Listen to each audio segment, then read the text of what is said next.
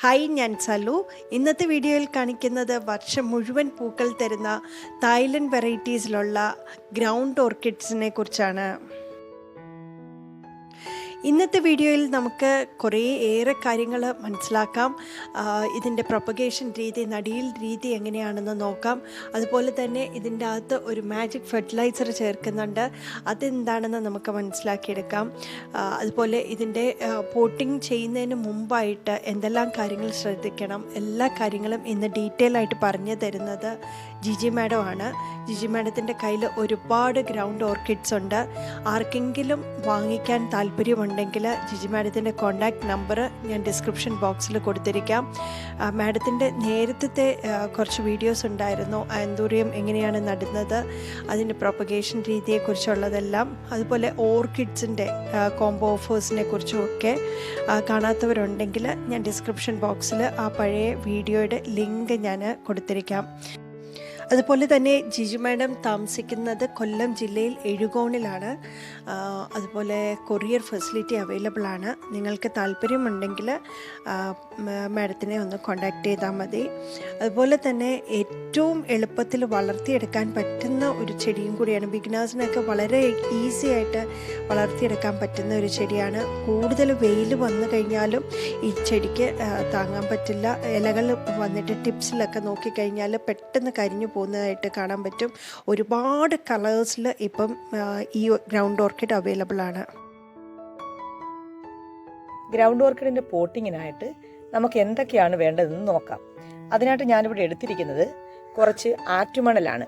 ആറ്റുമണൽ, കുറച്ച് കരിക്കട്ട, കുറച്ച് മണ്ണ്, കരിയില ഉണക്കി പൊടിച്ചത്, പിന്നെ കുറച്ച് എല്ലുപൊടി, കമ്പോസ്റ്റ്, പിന്നെ കുറച്ച് ഫംഗിസൈഡും കൂടെ ചേർക്കണം. ഞാനിവിടെ എടുത്തിരിക്കുന്നത് സാഫാണ്. കുറച്ച് സാഫും കൂടെ ഇതിലേക്ക് ഇട്ട് കൊടുക്കണം. ഇനി നമുക്ക് ഇതെല്ലാം കൂടെ ഒന്ന് മിക്സ് ചെയ്യാം.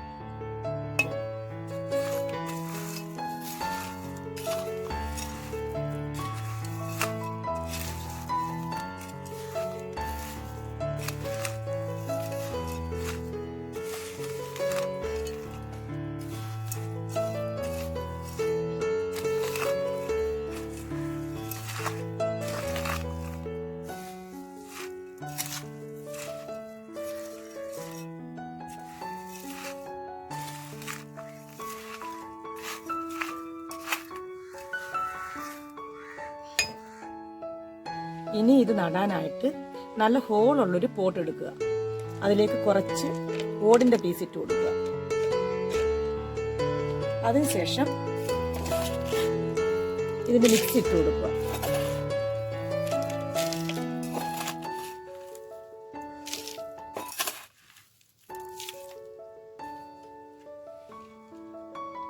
ഇനി ഇതാണ് നമ്മൾ നടാനായിട്ട് എടുത്തിരിക്കുന്ന ഗ്രൗണ്ട് ഓർക്കിഡ്. ഇത് ഈ ഗ്രൗണ്ട് ഓർക്കിഡ് പോട്ട് ചെയ്യുമ്പോൾ നമ്മൾ കുറച്ച് ഫംഗിസൈഡ് ഇതിൻ്റെ വേരിലൊന്ന് ഇട്ട് കൊടുക്കണം. ഈ വേര് ചീച്ചലൊക്കെ ഉണ്ടാവാതിരിക്കാനും. ഈ മിക്സിൻ്റെ കൂടെ നമ്മൾ ഇട്ടിട്ടുണ്ട്, എന്നാൽ പോലും കുറച്ചൊന്ന് ഇട്ട് കൊടുക്കുന്നത് നല്ലതാണ്. എന്നിട്ട് വേണം ഇത് ഈ മിക്സിലോട്ട് ഇറക്കി വെക്കാനായിട്ട്. ഇനി കുറച്ച് മണ്ണും കൂടി ഇട്ടു. അതുപോലെ നമ്മൾ പോട്ട് ചെയ്യുമ്പം ഇതിൻ്റെ ഈ ബൾബിന് പറയുന്നത് സുഡോ ബൾബ് എന്നാണ് ഇതിൻ്റെ.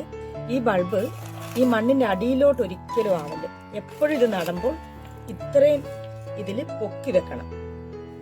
പൊക്കി വെച്ചിട്ട് വേണം നമ്മൾ ആ മിക്സ് ഇട്ട് കൊടുക്കാനായിട്ട്.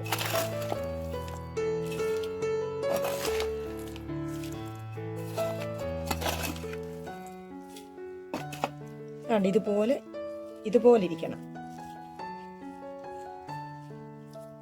എന്നാലും നമുക്ക് ഈ റൂട്ടൊക്കെ നല്ലതായിട്ടൊക്കെ ഇത് വരണമെങ്കിലും വെള്ളം നല്ലതായിട്ട് വാർന്നു പോകണം. അതുപോലെ ഈ ഗ്രൗണ്ട് ഓർക്കിഡിൽ പെട്ടെന്ന് തൈകളൊക്കെ വരാനായിട്ട് ഞാൻ ചെയ്യുന്നൊരു ടിപ്സ് ഉണ്ട്, അതുകൂടി നിങ്ങൾക്ക് ഞാൻ പറഞ്ഞു തരാം. നമുക്ക് സാധാ കോമൺ വെറൈറ്റി ഓർക്കിഡിനകത്തൊക്കെ ഒരുപാട് തൈകളങ്ങ് വരും. നമുക്ക് ഒരു വളങ്ങളും ചെയ്യണ്ട, പെട്ടെന്ന് നല്ലതായിട്ട് തൈകൾ വരും. അതേസമയം ഈ തായ്ലൻഡ് വെറൈറ്റി ഓർക്കിഡിനകത്ത് തൈകൾ വരാൻ ഭയങ്കര പാടാണ്. അന്നേരം ഇങ്ങനെയുള്ള തായ്ലൻഡ് വെറൈറ്റി ഓർക്കിഡിനകത്ത് തൈകൾ വരാനായിട്ട് ഞാൻ ചെയ്യുന്നത് എന്താണെന്ന് നിങ്ങളെ ഞാൻ കാണിക്കാം. ഇതിനായിട്ട് നമുക്ക് വേണ്ടുന്നത് നല്ല ഉണക്ക കരിയിലയാണ്. പിന്നെ വേണ്ടുന്നത് ഒരു പ്ലാസ്റ്റിക് ചാക്കാണ്. എന്നിട്ട് ഈ പ്ലാസ്റ്റിക് ചാക്കിലോട്ട് ഈ കരിയില നിറയെ വാരി വെക്കുക.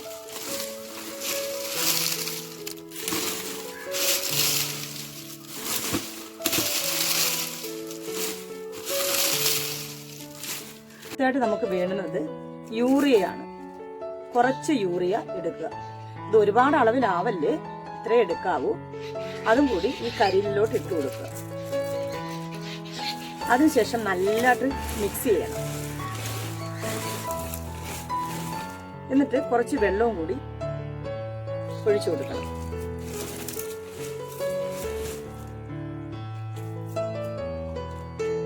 എന്നിട്ട് ഒരു വള്ളി കൊണ്ട് ഈ ചാക്ക് നല്ലതായിട്ട് മൂടി കെട്ടി വെക്കണം.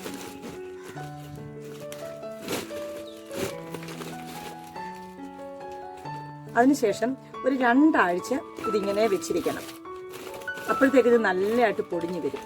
ആ പൊടിഞ്ഞു വരുമ്പം ഈ പൊടിയും കൂടെ ചേർത്ത് വേണം നമ്മുടെ ഗ്രൗണ്ട് ഓർക്കിഡ് പോട്ട് ചെയ്യാനായിട്ട്. അന്നേരം തൈകളൊക്കെ നല്ലതായിട്ട് ഉണ്ടാവുകയും പിന്നെ നമുക്ക് പൂക്കുന്നതിനൊക്കെ ഇതൊക്കെ ഈ പൊടി മിക്സും കൂടെ ചേർത്ത് കഴിഞ്ഞാൽ നല്ലതായിട്ട് ഗ്രൗണ്ട് ഓർക്കിഡിനകത്ത് ഫ്ലവറൊക്കെ വരും. ഗ്രൗണ്ട് ഓർക്കിഡിൽ വെള്ളം ഒഴിക്കുന്ന സമയത്ത് മിതമായ രീതിയിൽ മാത്രമേ ഒഴിക്കാവുള്ളൂ.